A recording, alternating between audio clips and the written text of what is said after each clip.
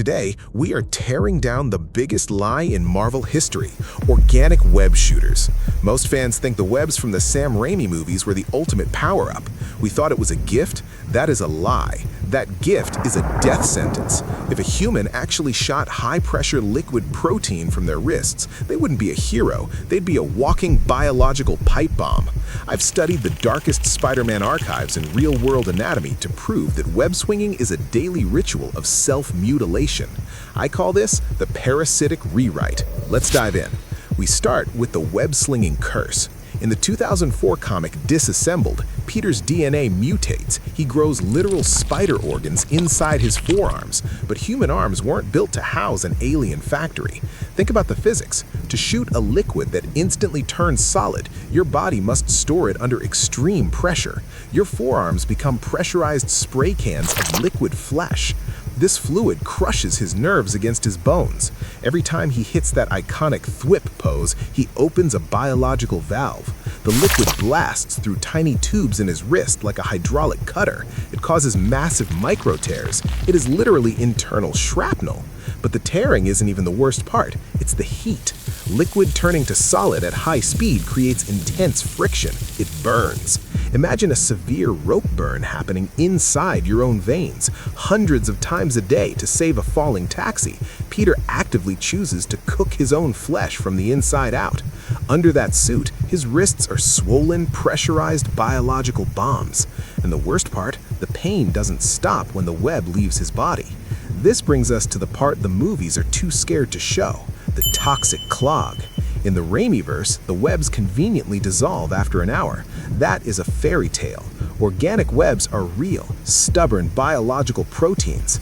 Real spider silk is one of the toughest materials on Earth. It does not just vanish. When Peter's mutated glands create this silk, his body uses a highly acidic mixture to keep it liquid.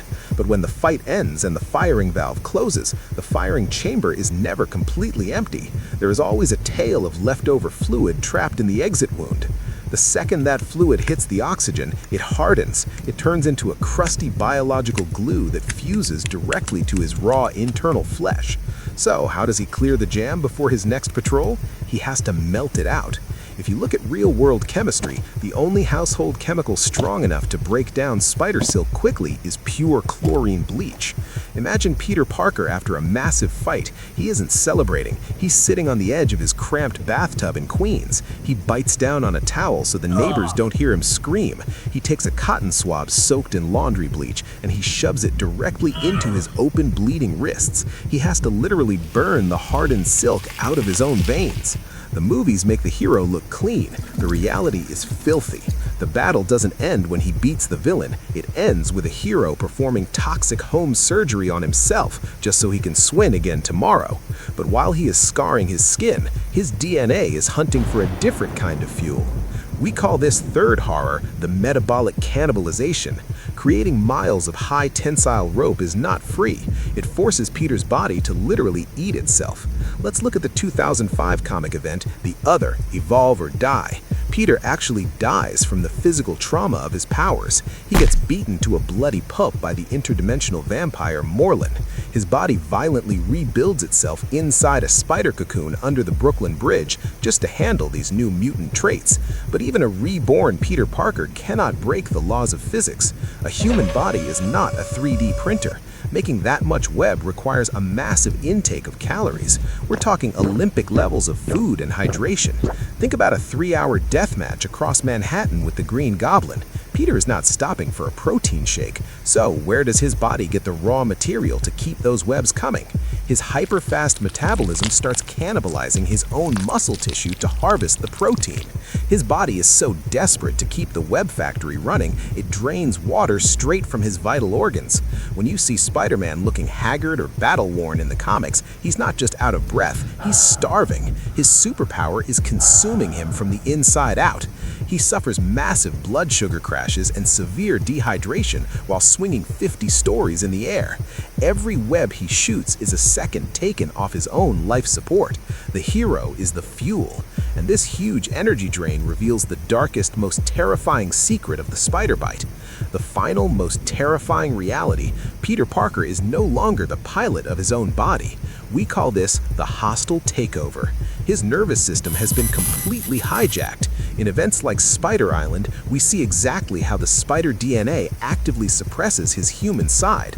Normally, your brain has a survival protocol. If you're freezing, it pulls blood from your hands to save your heart. It puts the human first. But Peter's mutant blood rewrites the operating system. His body treats making webs as his primary biological function. His nervous system puts those forearm glands above everything else. Even if his kidneys are failing, even if his lungs are bone dry, his body will violently force its last remaining nutrients into his wrists to make more silk. He can't turn it off. The web shooters are not a tool, they are parasites. That spider bite was not a gift of power, it was a hostile genetic invasion. Peter is a passenger in a body that cares more about the spider than the man. Every day is a losing war against a mutation that would rather see him starve than stop producing silk.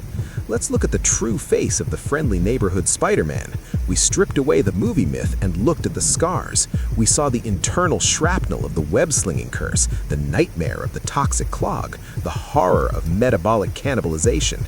Peter Parker is a slave to a genetic parasite.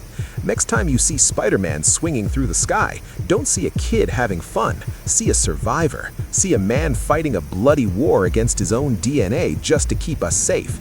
If this dark dive changed how you see the webhead, hit the subscribe button right now. We don't do clean, sanitized myths on Tommy Thinks. We go to the dark alleys the movies are too afraid to visit. Drop a comment. Does this make you respect Peter more, or are you team mechanical web shooters forever? And tell me whose biology I should violently dissect next, Wolverine's heavy metal poisoning or the Flash's liquefied brain. Until then, keep swinging.